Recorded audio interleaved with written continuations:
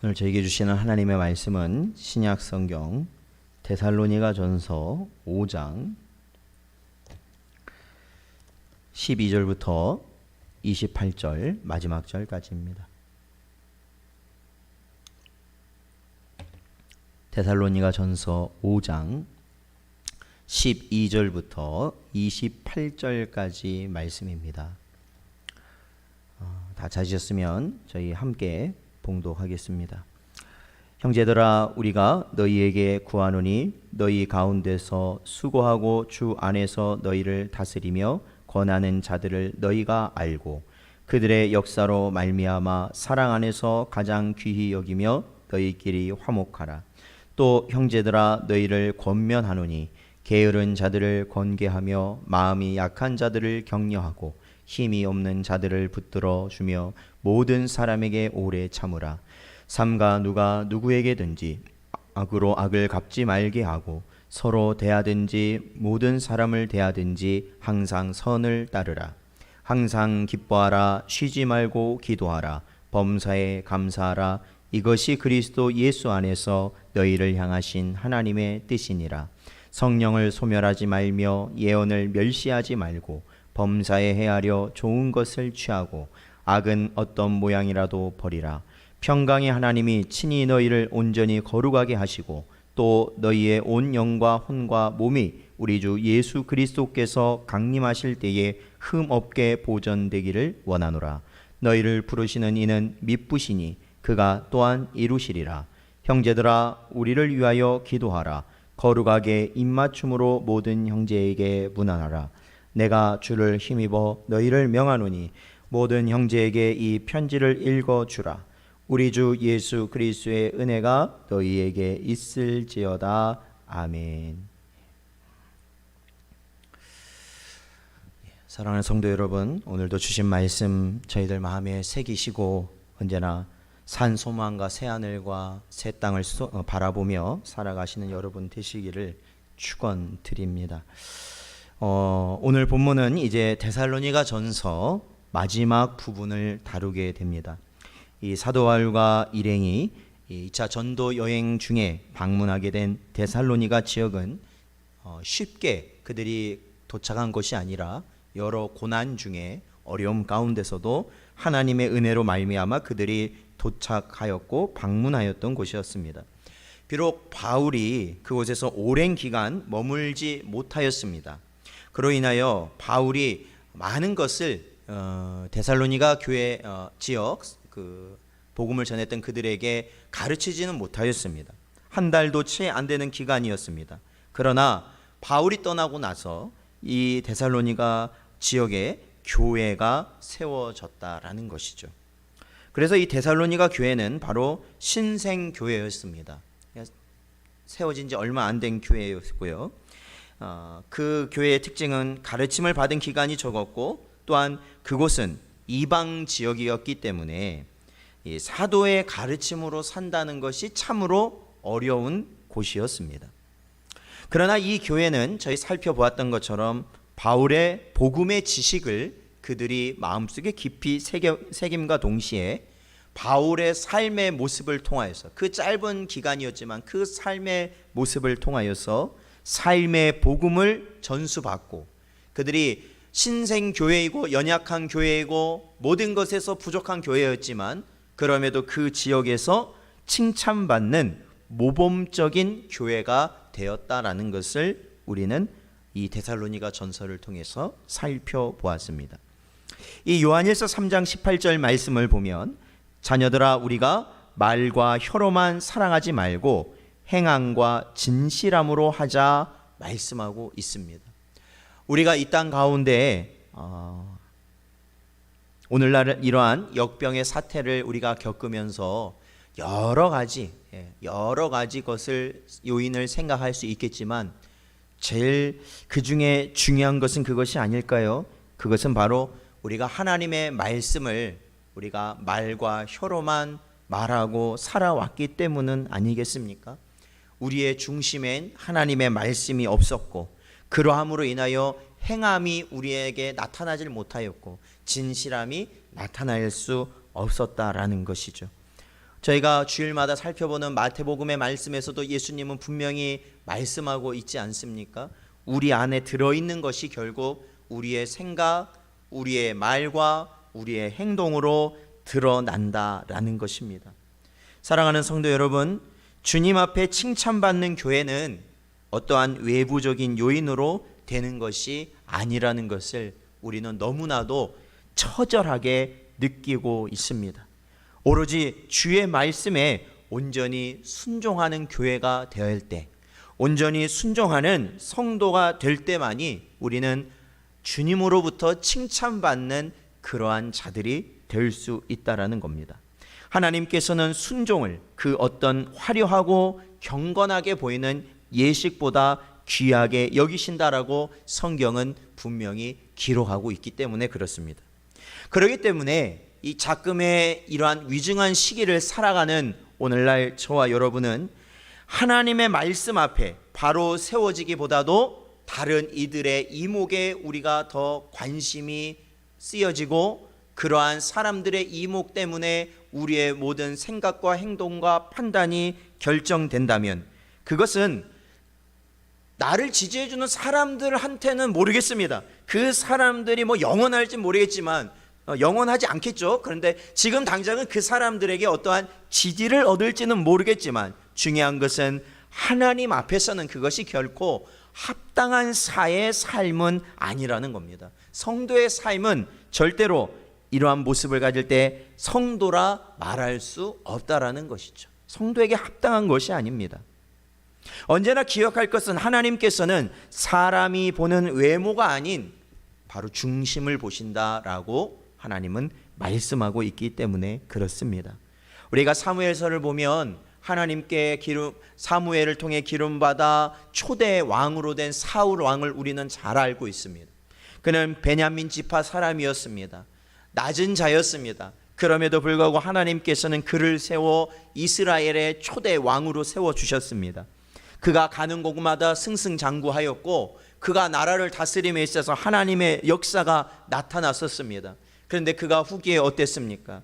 그는 그 왕의 자리가 자신의 것이라고 여겼고, 그가 행했던 모든 승리와 모든 업적이 자신의 것이라고 여기는 순간, 그리고 하나님께서 명령하신 것을 자기 나름대로 판단하여서 하나님의 말씀대로 온전히 따르지 않고 자신의 뜻대로 살아갔을 때, 그리고 지 백성들, 하나님의 말씀은 그것이 아님에도 불구하고 백성들이 원하는 것을 그가 이루려 하였을 때, 결국 그는 그 왕의 자리에서 버림받을 수밖에 없었다라는 것입니다.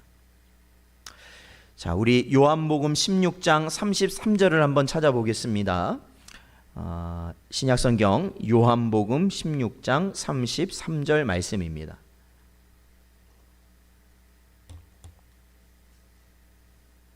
요한복음 16장 33절 같이 읽겠습니다. 시작. 이것을 너희에게 이르는 것은 너희로 내 안에서 평안을 누리게 하려 함이라. 세상에서는 너희가 환난을 당하나 담대하라. 내가 세상을 이기었노라. 아멘. 주님께서는 말씀하십니다.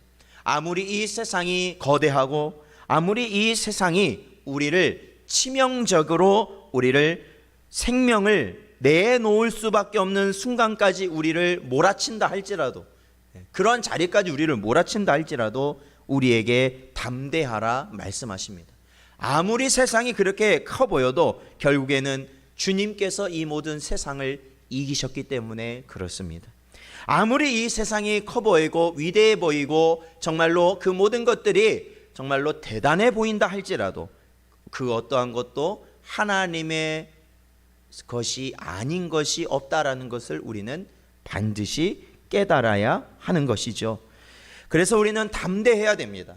오늘날 우리를 향한 교회를 향한 교인을 향한 그 모든 시선들과 그 모든 말들에 대해 우리는 주눅이 들거나, 또한 우리가 지금까지 취했던 우리의 신앙적 양심을 저버리는 일을 감행해서는 안 된다라는 겁니다. 중요한 것은 변한다면 그것은 더 이상 진리가 아닙니다. 시대에 따라서 변한다면 그것은 진리가 아닙니다. 상황에 따라서 변한다면 그것은 더 이상 생명이 아니라는 겁니다. 비록 우리가 이 땅에서 지금 이 순간 죽는 순간을 맞이한다 하더라도 그것을 우리가 주님 안에서 받아들일 때 우리는 진리 안에 있는 것이고 영원한 생명이 우리 안에 있게 된다라는 겁니다. 사도 바울은 이 서신을 마무리하면서 성도로서 마땅히 하나님의 뜻을 이루는 삶에 대해서 설명하고 권면하며 오늘 이 서신을 마무리합니다. 특히 오늘 저희들이 살펴본 본문을 보면 우리가 너무나도 익히 들고 잘 아는 부분이 있습니다. 그것은 16절부터 18절까지 말씀인데, 항상 기뻐하라, 쉬지 말고 기도하라, 범사에 감사하라, 이것이 그리스도 예수 안에서 너희를 향하신 하나님의 뜻이다라는 바로 이 부분입니다. 그런데 사실은 12절부터 계속해서 이 본문을 22절까지를 보면은 단순히 항상 기뻐하라, 쉬지 말고 기도하라, 범사에 감사하라 뿐만 아니라 바로 여러 항목들로 바로 하나님의 뜻을 사도 바울은 가르치고 있다라는 겁니다. 가르치고 있다. 바로 그러한 부분까지도 하나님의 뜻이다라고 우리에게 말씀해 주고 있다라는 것이죠. 그래서 오늘은 바로 이러한 부분들을 저희들이 살펴보도록 하겠습니다. 바로 12절과 13절에 보면은 바로 사도 바울은 이러한 권면을 합니다. 그것은 앞선 자들을 존경하고 서로 화목하라, 이렇게 가르치고 있습니다. 이 12절의 내용을 보면 그거죠. 형제들아, 우리가 너희에게 구하노니 너희 가운데서 수고하고 주 안에서 너희를 다스리며 권하는 자들을 너희가 알고 그들의 역사로 말미암아 사랑 안에서 가장 귀히 여기며 너희끼리 화목하라, 이렇게 가르치고 있습니다. 자, 우리는 여기서 이것을 조금 더 자세히 봐야 됩니다. 그것은 뭐냐면 너희 안에, 즉 데살로니가 교회 공동체 안에서 어떠한 자들이 있냐면, 먼저 누가 있냐면 수고하는 자들이 있다라는 겁니다. 그리고 또 어떤 자들이 있냐면 너희를 다스리는 자들이 있다라는 거고, 그리고 어떠한 자들이에요? 권하는 자들이 있다라는 겁니다. 이것을 보면 13절에 그들의 역사로 말미암아 라는 이 표현을 보면, 역사라는 건 그들이 일한다라는 겁니다. 그러니까 이들이 일한다는 거예요. 그러니까 오늘날 교회로 말하자면 이들이 누굽니까? 바로 직분자들이죠. 쉽게 말하면 직분자들인 겁니다. 교회 안에 직분을 가지고 있는 자들이죠. 그러니까 집사로서, 권사로서, 장로로서, 목사로서 이 교회 안에서 이들이 사실 뭐 하는 거예요? 앞서서 일을 하잖아요. 앞서서 모든 걸 책임지고, 앞서서 그것들을 감당하고, 앞서서 그것들을 해결하는 것을 바로 이들이 감당합니다. 그러니까 교회는 바로 그러한 자들을 어떻게 여기라는 겁니까? 귀하게 여기라는 겁니다. 먼저 귀하게 여겨라. 함부로 대하지 말고, 그들이 아무리 어떻게 한다고 해도 그들을 함부로 대하지 말고, 아니면은 그들만 어떠한 일을 하고 어떠한 앞장서고 중요한 자리에 있는 것 같다고 해서 그들을 시기하지 말고 그들을 귀하게 여길 수 있어야 된다라는 겁니다. 바로 그러한 가운데 뭘 이룰 수 있다라는 거예요? 화목을 이룰 수 있게 될 것이다라는 거예요. 화목. 자, 마가복음 9장 50절 말씀해 보면 예수님께서는 이렇게 말씀하십니다. 소금은 좋은 것이로되 만일 소금이 그 맛을 잃으면 무엇으로 이를 짜게 하리요? 너희 속에 소금을 두고 서로 화목하라 하시니라 말씀하셨습니다. 그렇죠? 우리가 빛된 자, 소금된 자, 우리가 이러한 것들을 우리들이 다 살펴보지 않았습니까? 그런데 이 특히 마가복음에서는 예수님께서 이 소금의 마음을 품은 자, 이 소금의 그 맛을 품은 자는 어떠한 자냐면 화목을 이루는 자라는 겁니다. 화목을 이룬다. 근데 그 화목을 이루는 것에 있어서 사실 이 본문 말씀을 보면서 여기서 중요하게 바울이 말하고 있는 것은 뭐냐면 일하는 자를 인정해 줘라라는 것이죠. 귀하게 여겨라. 귀하게 여겨라. 하나님이 맡기신 그 일을 감당하는 자들, 그들을 하찮은 자로 여기지 말고 귀하게 여겨라. 그러할 때 교회가 어떻다라는 거예요? 화목을 이루어 나갈 수 있다라는 겁니다. 사랑하는 성도 여러분, 오늘날은 우리가 이 비대면 예배라는 것이 어떻게 보면 계속해서 지속되고 있다 보니까 우리가 서로가 서로를 만나지 못하고, 또한 교회 안에서 어떠한 봉사라든지 어떠한 일을 하는 것이 참으로 어려운 시대를 살아가곤 있습니다. 그럼에도 불구하고 우리가 앞으로도의 모든 삶 가운데서 우리가 주의 일을 감당하는 자들을 귀하게 여겨 주십시오. 그들을 시기하거나 그들을 폄훼하거나 그들에 대해서 오해하지 마시고 그들을 귀하게 여기시면서 화목을 이뤄 나가실 수 있는 그러한 저와 여러분 되시기를 주님의 이름으로 축원드립니다. 그리고 14절에 보면 계속해서 바울은 이렇게 권면하고 있습니다. 또 형제들아 너희를 권면하노니 게으른 자들을 권계하며 마음이 약한 자들을 격려하고 힘이 없는 자들을 붙들어 주며 모든 사람에게 오래 참으라, 이렇게 권면하고 있습니다. 자, 오늘 이 14절의 내용을 보면 게으른 자들을 향해 권계하라라고 말하고 있는데, 먼저 이 성경은 일반적으로 게으른 자들에 대하여서 특히 엄한 가르침을 주고 있습니다. 우리 데살로니가 후서 3장 10절을 읽어보겠습니다. 데살로니가 후서 3장 10절 말씀입니다. 찾으셨으면 함께 읽겠습니다. 시작. 우리가 너희와 함께 있을 때에도 너희에게 명하기를 누구든지 일하기 싫어하거든 먹지도 말게 하라 하였더니 아멘. 그렇습니다. 일하기 싫은 자는 뭐 하지도 말라고요? 먹지도 말라는 겁니다. 그것이 성경의 가르침입니다. 근면, 성실, 그것이 바로 성도의 기본적인 풍성이다라는 것을 성경은 가르치고 있습니다. 게으르지 말라. 게으른 것은 무엇이냐? 바로 죄라고 가르치는 것이 성경의 가르침입니다. 왜요? 게으른 자는 어떠한 죄를 짓는다고 말하냐면 바로 도둑질을 하기 때문에 그렇습니다. 왜요?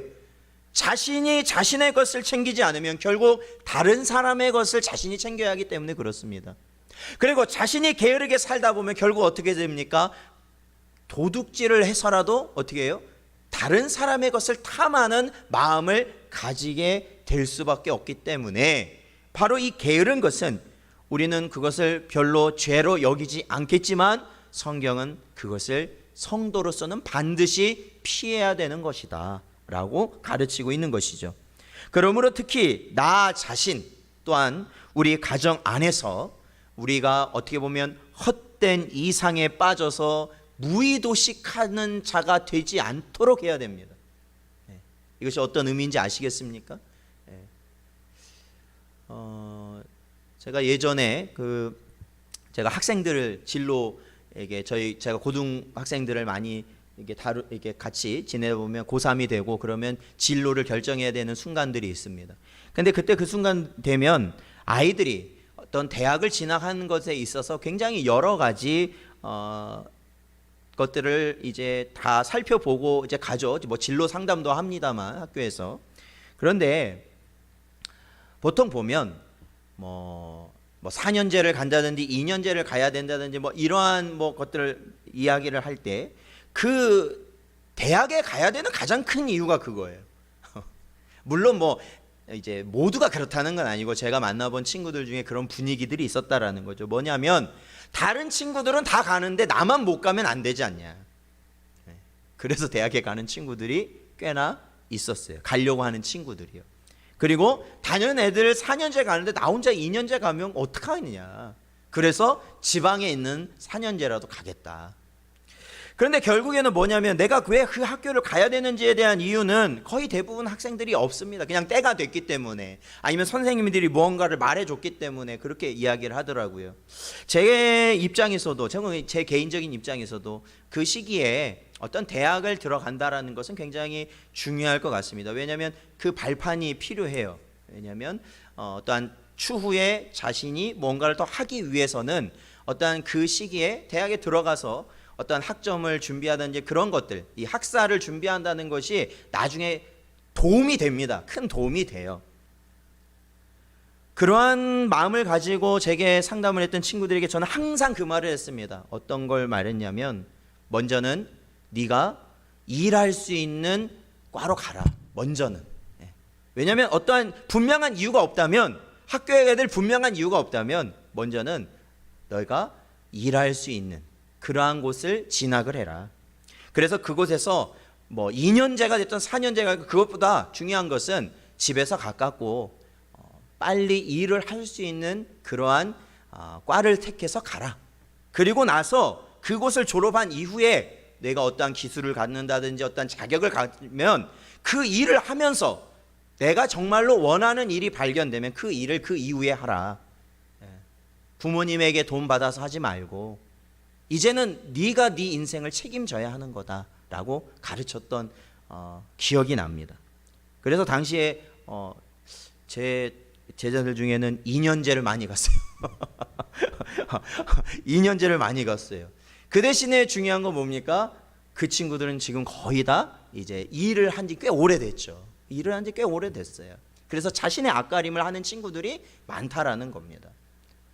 중요한 것은 뭐냐? 그것은 오늘날 너무 많은 청년들이요, 너무나도 어떠한 자신만의 헛된 이상에 빠져서 무언가 내가 다른 사람보다 어떻게 보면 다른 사람이 알아주는 그러한 것에 내가 도전하고 그것을 하는 것이 옳다라고 생각하며, 또한 그걸 할 때 뒷바라지를 해주는 사람들의 모든 도움은 너무나도 당연한 것이다 라고 생각하는 마음들이 있는 경향들이 있기 때문에 제가 이런 말씀을 드리는 거예요. 자기 앞가림은, 즉 자신이 먹을 것은 자신이 어떻게 해야 돼요? 이제 자기가 할 수 있을 때가 되었으면 자신이 그것을 챙길 수 있어야 된다라는 겁니다. 챙길 수 있어야 돼요. 그것이 성경의 가르침이라는 거예요. 그래서 이러한 것에 있어서는 우리가 단호해져야 된다라는 겁니다. 단호해져야 된다라는 거예요. 이 당시 이 데살로니가 전서, 이 데살로니가 교회 이 당시에는 바로 이 사도 바울이 이런 말을 했을 때 두 가지 경우를 생각해 볼 수 있을 것 같습니다. 첫 번째는 뭐냐면, 당시에는 다 어려운 상황이었으니까 대부분 사람들이 어떠한 경제적으로 사회적 지위가 굉장히 약하고 굉장히 어려운 형편에 사는 사람들이 특히 이 교회라는 곳에 모였기 때문에 그저 그 교회에 와서 자신이 일해서 분명히 먹을 것을 벌 수도 있고 돈을 벌 수도 있고 먹을 것을 내가 그래도 얻을 수 있음에도 불구하고 단순히 교회에 와서 도움만을 받고자 하는 자들을 향해서 말할 수도 있습니다. 첫 번째. 근데 두 번째는 어떠한 자들이 또 있을 거냐면, 이게 이제 데살로니가 후서에 가서도 이게 조금 큰 주제로 이제 그게 다뤄지는데, 그게 뭐냐면 종말론, 잘못된 종말론을 가진 자들이 교회 안에 있었다라는 겁니다. 그러니까 뭐냐면 주님이 곧 오신다고 했으니까 우리는 더 이상 일할 필요가 없다라는 겁니다. 더 뭐 직업을 가질 필요도 없고 우리가 뭐 돈을 벌 필요도 없고 열심히 일할 필요도 없다라는 것이죠. 그냥 되는 대로 살다가 주님 오시면 그저 거기 가면 된다라는 겁니다. 그러므로 흥청망청, 어떻게 보면은 무의도식함이 그냥 일상이 돼버린 그러한 사람들을 향해서 또한 이 가르침을 주는 것이라고 볼 수 있습니다. 그래서 오늘 이 성경 말씀에 보면 권계라고 나옵니다. 권계. 그것은 뭐예요? 그들을 교훈하라라는 거예요. 가르치라라는 거예요. 책망하라는 겁니다. 그것은 잘못됐다라는 걸 책망해야 된다는 겁니다. 그것은 우리 나 자신, 특히 나 자신, 내 앞가림을 하고 있지 못하는 나 자신이 있다면, 아니면 우리 가족의 구성원 중에 그러한 자가 있다면 그것을 그냥 얼버무리며 넘어가면 안 된다라는 겁니다. 바른 신앙은 자신이 먹을 것은 자신이 챙겨 나갈 수 있는 거 있어야 된다라는 것이죠. 그리고 그 이상의 건 뭡니까? 자신이 다른 이들을 보살펴야 되는 것이지, 다른 이들의 도움으로 내가 사는 것이 마땅하다고 생각하는 것은 성경적으로 옳지 않다라는 겁니다. 사도 바울은 그거에 대해서 권면하고 있습니다. 또한 계속해서 보면 누구를 향해서 말하고 있냐면 마음이 약한 자들을 격려하라 라고 말하고 있습니다. 아까도 시대적으로 잠깐 말씀드렸지만 이 시대에 그리스도, 예수 그리스도를 믿으며 살아가고 그 말씀대로 순종한다라는 것은 얼마나 많은 시련이 있겠습니까? 지금도 막 무서워서 자기가 교회 다닌다는 거 말 못한다는 그러한 분들을 쉽게 만나볼 수 있습니다. 왜냐하면 그 사람들의 인식이 달라진다라는 거예요. 나를 바라보는 시선이 달라진다라는 거예요. 대하는 태도가 달라진다라는 거예요. 그래서 나는 말하기 어렵다 이렇게 말하는 분들도 있습니다. 그러니 당신은 재산을 빼앗아가고 잡아가고 감옥에 가두고 하는 그런 시절에 정말로 주님의 말씀대로 산다는 것이 얼마나 어렵겠습니까? 그래서 그 마음이 연약한 자들을 격려해 줘라 라고 권면하는 것이죠. 그리고 힘이 없는 자들을 붙들어 줘라 라고 말하고 있습니다. 힘이 없는 자들, 육신의 연약함을 가지고 있는 자들을 또 의미합니다. 육신의 연약함을 가진 자들. 오늘날은 뭐 병원도 많고 우리가 치료받을 그러한 것도 많지만 당시에는 어떻습니까? 몸이 안 좋다라는 것은 바로 뭐예요? 먹을 것과 연관이 되는 겁니다. 그러니까 그런 사람들은 사실은 사람으로서 살기가 참 쉽지 않다라는 게, 사람답게 살기가. 바로 그러한 자들이 교회 안에 있을 때 그들을 어떻게 하라는 거예요? 붙들어 주라라는 것이죠. 그리고 14절 마지막에는 이렇게 권면합니다. 모든 사람에게 오래 참으라 이렇게 말하고 있습니다. 자, 게으른 자들을 권계하고 교회 안에, 또한 마음이 약한 자들을 격려하고, 또한 힘이 없는 자들을 붙들어 주는 것, 이것은 그 안에 있는 성도들 서로가 오래 참으며 해 나가야만 감당할 수 있는 것입니다. 오래 참음. 이 오래 참음이라는 것은 뭡니까? 바로 성령의 열매이죠. 성령의 열매가 오래 참음입니다. 자, 우리 갈라디아서 한번 찾아볼까요? 갈라디아서 5장 22절 말씀입니다. 갈라디아서 5장 22절 말씀 같이 읽겠습니다. 시작. 오직 성령의 열매는 사랑과 희락과 화평과 오래 참음과 자비와 양성과 충성과, 그렇죠, 그 이후에 온유와 절제가 나옵니다. 그래서 총 이 9가지가 성령의 열매라고 말하는데 그 중에 나오는 것이 뭡니까? 바로 네 번째로 나오는 것이 오래 참음입니다. 오래 참음. 성도는 오래 참아야 합니다. 오래 참아야 합니다. 방금도 말한 이러한 자들, 게으른 자들, 우리가 한 번 말한다고 그들이 들을 수 있을까요? 바뀌나요? 안 바뀝니다. 한 번 들은다고 안 바뀌어요. 그리고 마음이 약한 자들, 그 믿음이 연약한 자들 한 번 우리가 힘내세요 그러면은 평생 죽을 때까지 그 힘 잃지 않을까요? 그런 분들은 또 힘을 잃기가 쉽죠. 또 어려워서 막 전화하고 찾아오기가 쉽단 말입니다. 그리고 힘이 없는 자들, 육신의 연약함을 가지고 있는 분들이 쉽게 그것이 사라집니까? 장애를 가지고 있다면 평생을 가지고 가야 될 것이고, 질병이 문제가 있다면 그 역시도 마찬가지라는 겁니다. 그렇다면 그런 자들을 우리가 한 번은, 그래요, 한 번은 힘내세요, 두려워하지 마세요, 아프시다고 어려워하지 마세요, 제가 도와드릴게요, 힘내십시오, 이렇게 한 번 하고, 두 번 하고, 세 번째부터는 우리가 나이 할 만큼 했는데 이것도 한두 번이지 이렇게 넘어갈 것이 아니라 오래 참음으로 그 모든 것을 우리가 감당해 나아갈 때 바로 이것이 하나님께서, 또한 우리가 이 사도의 가르침을 따라 하나님의 뜻을 이루는 삶이다라는 겁니다. 그러므로 사랑하는 성도 여러분, 오래 참는 은혜가 있으시기를 축원드립니다. 오래 참는 은혜. 그럴 때 우리가 교회를 세울 수 있고 우리 가정을 세울 수 있게 되는 것이고, 심지어는 우리가 이 나라를 바로 세워나갈 수 있는 것입니다. 그것이 하나님의 뜻이라는 것이죠. 자, 15절을 계속해서 보면 이렇게 말씀하고 있습니다. 삼가 누가 누구에게든지 악으로 악을 갚지 말게 하고 서로 대하든지 모든 사람을 대하든지 항상 선을 따르라, 이렇게 말씀하고 있습니다. 자, 마태복음 5장 39절에 보면 예수님께서는 이렇게 말씀하십니다. 나는 너희에게 이르노니 악한 자를 대적하지 말라. 누구든지 내 오른뺨을 치거든 왼편도 돌려대며 라고 말씀하십니다. 이것도 역시 성경의 일관적인 가르침입니다. 악을 악으로 대하지 말라라는 겁니다.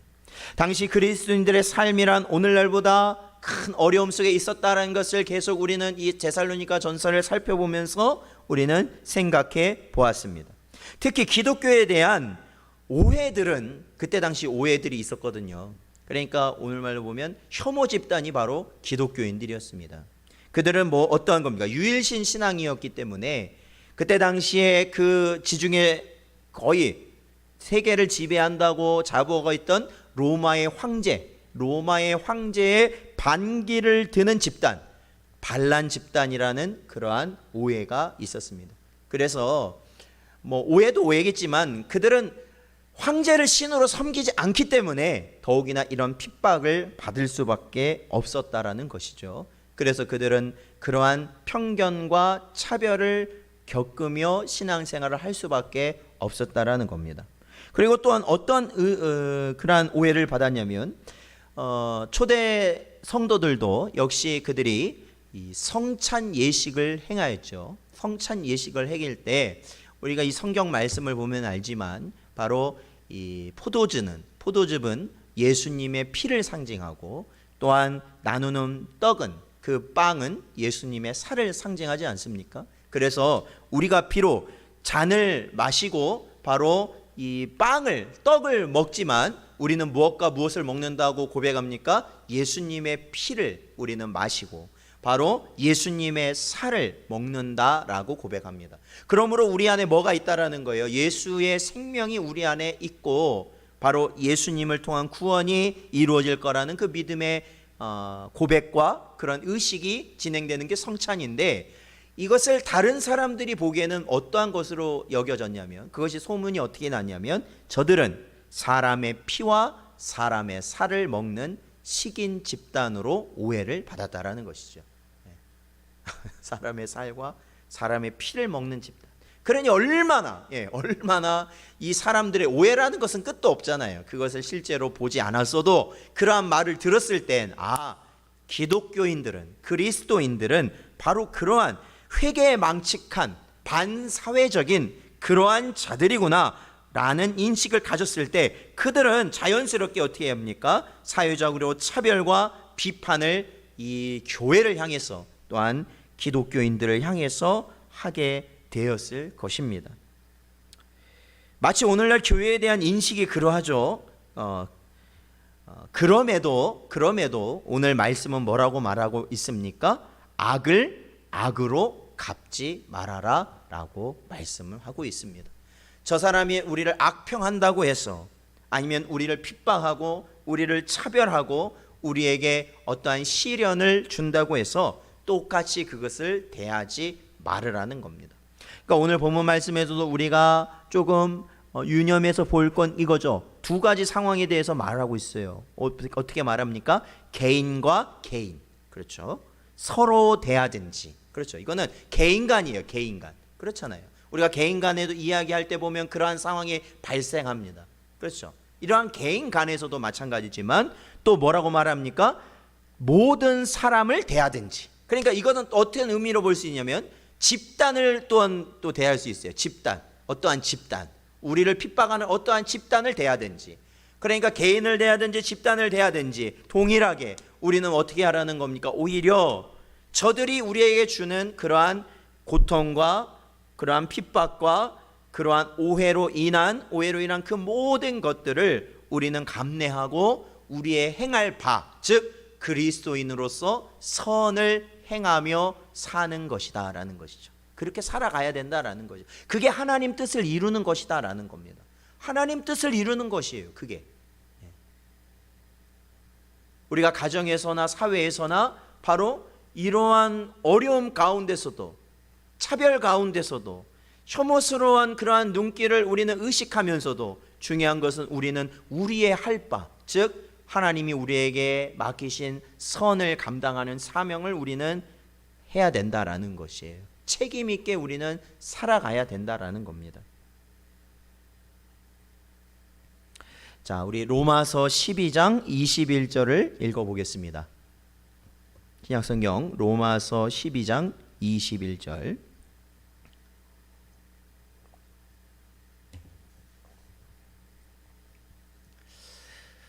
같이 읽겠습니다. 시작.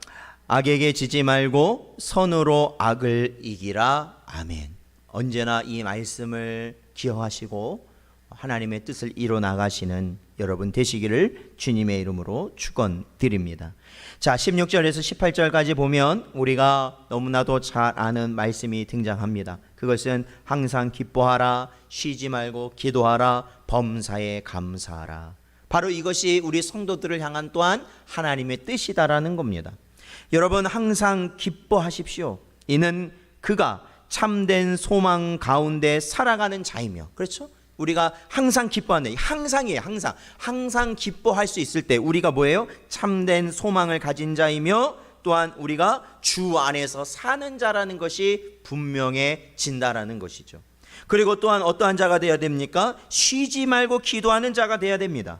바로 쉬지 말고 기도하는 자가 될 때 우리는 시험을 이길 수 있고 또한 우리에게 그냥 시시때때로 항상 주어지는 낙심의 순간마다 우리는 그 낙심을 벗어버릴 수 있게 되는 것입니다. 그리고 범사에 감사하십시오. 범사에 감사할 수 있는 건 뭡니까? 모든 하나님의 은혜를 믿고 우리는 누리며 살아가야 하는 것이죠. 하나님께서 나의 모든 것을 다 책임지시고 이루어 가시고 결국에는 구원으로 인도하신다라는 그 모든 하나님의 은혜를 우리는 인지하고 오로지 우리가 살면서 감사함으로 하나님을 영화롭게 하며 살아가야 되는 것이다. 그것이 어떠한 삶이에요? 하나님의 뜻을 이루며 사는 것이다 라고 말하는 겁니다. 자, 그 뒤에 보면은 계속해서 나옵니다. 19절부터 21절까지 보면 사도 바울은 뭐라고 말하고 있습니까? 성령을 소멸하지 말며 예언을 멸시하지 말고 범사에 헤아려 좋은 것을 취하고 악은 어떤 모양이라도 버리라, 이렇게 말씀하고 있습니다. 자, 이 부분을 우리는 어떻게 봐야 될까요? 자, 성령을 소멸하지 말며, 즉 성령께서 하시는 것, 일하시는 것을 우리는 전적으로 의지해야 된다라는 것이죠. 성령의 역사, 그렇죠. 성령께서 하신 것이다.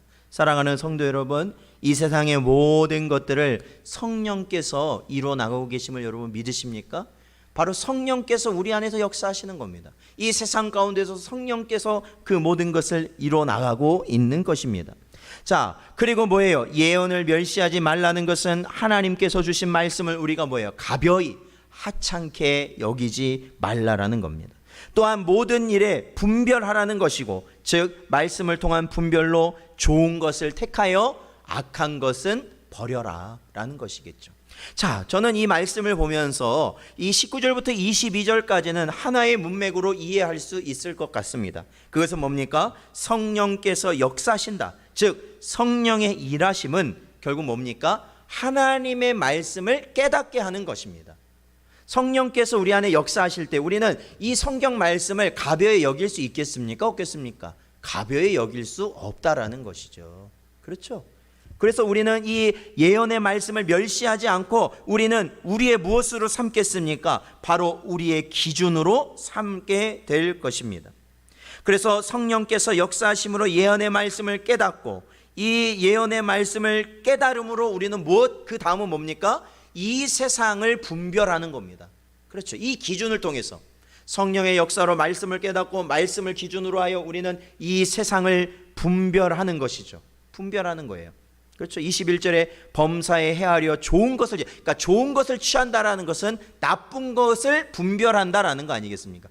좋은 것과 나쁜 것을 분별할 수 있어야 된다. 그것이 말씀을 통해 이루어지는 것이고, 결국에는 바로 분별한 것, 즉 선한 것을 택함으로 인하여 우리는 무엇을 버리게 되냐면 악을 버리게 된다라는 것이죠. 악을 버리게 된다. 바로 이것이 무엇이냐? 하나님께서 우리를 향하신 뜻이 되는 것이다. 이것을 사도 바울은 12절부터 바로 22절까지의 말씀을 통해 우리에게 가르치고 있습니다. 그러므로 우리는 이 뜻, 하나님께서 우리를 향하신 이 뜻을 향하여서 우리는 계속해서 전진해 나아가고, 우리는 이 말씀을 내 마음에 새기고 이 말씀에 순종하며 살아간다는 것, 그것이 바로 예수님이 말씀하신 열매를 맺는 성도의 모습이라는 것이죠. 언제까지일까요? 추수 때까지. 추수 때까지. 추수 때까지. 자, 그런데요, 오늘 이 말씀을 살펴보면요, 이것은 단순히 이 말씀을 이해한다고 해서 우리는 이 말씀을 절대로 순종할 수 없다라는 겁니다. 오히려 이런 말씀이구나, 우리가 이해를 한다고 해서 우리가 우리의 삶 가운데서 정말로 이대로 살아갈 수 있느냐? 그럴 수 없다라는 겁니다. 사도 바울은 그래서 23절과 24절에 이렇게 말하고 있습니다. 자, 우리 다시 한번 23절과 24절을 읽어보도록 하겠습니다. 읽어보죠. 시작. 평강의 하나님이 친히 너희를 온전히 거룩하게 하시고 또 너희의 온 영과 혼과 몸이 우리 주 예수 그리스도께서 강림하실 때에 흠없게 보존되기를 원하노라. 너희를 부르시는 이는 미쁘시니 그가 또한 이루시리라. 아멘. 그렇습니다. 자, 이 모든 것들을 이루시는 분은 누구십니까? 하나님이시라는 겁니다. 하나님의 백성에게 이 모든 하나님의 뜻이 이루어지도록 역사하시는 분이 누구시라는 거예요? 하나님이시라는 겁니다. 이것은 놀라운 말씀입니다. 이것은 놀라운 말씀이에요. 우리를 거룩하게 하시고 하나님이 친히 우리가 하나님 앞에 합당하게 될 수 있도록 하는 그 모든 것, 믿음과 그의 모든 생각과 말과 삶과 그 모든 것을 이루도록 하시는 분은 하나님이시라는 겁니다. 절대로 사람이 할 수 없다라는 겁니다. 그래서 우리는 택함 받은 자가 그러한 은혜를 받은 자라는 것을 우리는 깨달아야 한다라는 것이죠. 하나님께서는 예레미야 선지자에게 이렇게 말씀하십니다. 이스라엘 백성이 하나님의 말씀을 떠나서 저들이 비록 지금은 진노로 인하여서 멸망당할 것이지만 후에 어떻게 될 것이냐? 그가 회복할 것이다. 그들이 회복할 것이다 말씀하시는데, 어떻게 해서 그들이 회복되느냐? 예레미야서 24장 7절 말씀에 보면 내가 여호와인 줄 아는 마음을 그들에게 주어서 그들이 전심으로 내게 돌아오게 하리니 그들은 내 백성이 되겠고 나는 그들의 하나님이 되리라 말씀하는 겁니다. 뭐라고요? 여호와인 줄, 하나님께서 여호와인 줄 아는 마음을 하나님이 그 백성에게 주심으로 그들이 돌아오게 된다라는 것이죠. 사랑하는 성도 여러분, 이제는 오늘날 우리가 이 땅을 살아갈 때에 정말로 우리가 하나님만을 바라보고 잠잠하며 하나님의 뜻에 순종하며 살아갈 수 있는 이유는 바로 하나님께서 주신 그 은혜를 우리가 믿고 나아갈 때입니다. 우리의 심령을 하나님은 주장하시고 우리는 연약하고 아무것도 할 수 없으나 하나님의 백성을 반드시 어떠한 상황 가운데서도 지키시고 그 구원을 이루신다라는 그 약속을 오늘날 믿으시고 오늘날 이 말씀을 통해 위로를 받으시고 힘을 얻으시며 살아가시는 여러분 되시기를 주님의 이름으로 축원드립니다. 기도하겠습니다. 하나님 아버지 감사합니다. 이 시간에도 주신 말씀을 마음에 새기게 하시고 아버지 하나님, 우리가 어디에 있든지 어떤 상황이든지 하나님께서 택함 받은 자에게 주시는 은혜를 누리며 살아가는 자들임을 깨닫고 살 수 있는 은혜를 허락하여 주시옵소서. 마음이 요동될 때마다 그 마음이 말씀으로 평안케 하여 주시옵시며 주 뜻을 향하여 나아가며 이 땅